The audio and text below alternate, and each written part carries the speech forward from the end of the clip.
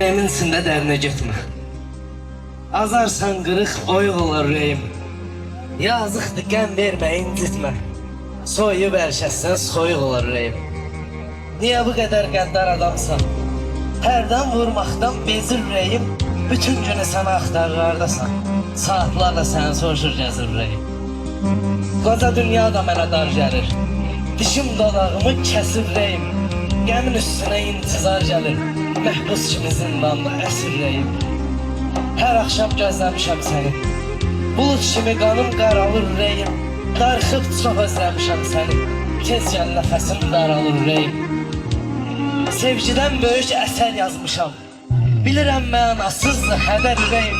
Bu şeiri dua edib səhər yazmışam. Bəlkə qayıdıb axşam gələr ürəyim. Sevib sevilmək nədir nə qanırsan? Hələ yaşın azdır örgənirsən ürəyim. Dostanış deyir şair deyə yanırsan.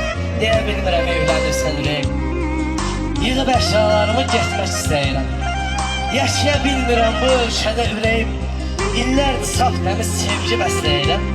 Qismət deyilmiş bəlkə də ürəyim. Soymadım səndən, sən soyarsan. Yollarımız ayrı-ayrı yazılıb reyim. Oğlum olsaydım Murad qoyarsan. Arzulu da arzularım dağılıb reyim. Hak verdi, çox verdi, vəfa dersin. Vəfalı olmağı sınamırsan ürəyim. Hər gün yalvardım Allah'a insafa gəlsin. Əstağfurullah, Allah'ı da tanımırsan ürəyim. Əstağfurullah, Allah'ı da tanımırsan ürəyim. Can qardaş, can, görürəm yaralısan. Hər dərdə sənsiz qapılaşmışam. Sevginə hər qəmlə rastlaşmışam. Özümə də biganəyəm, yadlaşmışam. Mənə yad olubdur kölgəm mənim. Özgəni sevirsən, özgən mənim. Hər tərəfi yıxıb getmək istəyirəm. Dişimə sıxıb getmək istəyirəm. Axan göz yaşıyla axıb getmək istəyirəm. Fikirləşirəm necə olacaq körpəm mənim. Özgəni sevirsən, özgən mənim. Saatlarla özümə gələ bilmirəm. Yalancı təbəssümlə gülə bilmirəm.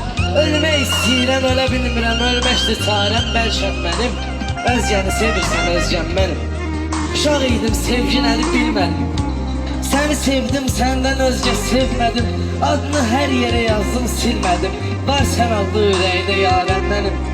Özgəni sevirsən, özgən mənim. Tək sənsən arzu diləyim deyərdin. Kızımız olsun adnan mələyim deyərdin.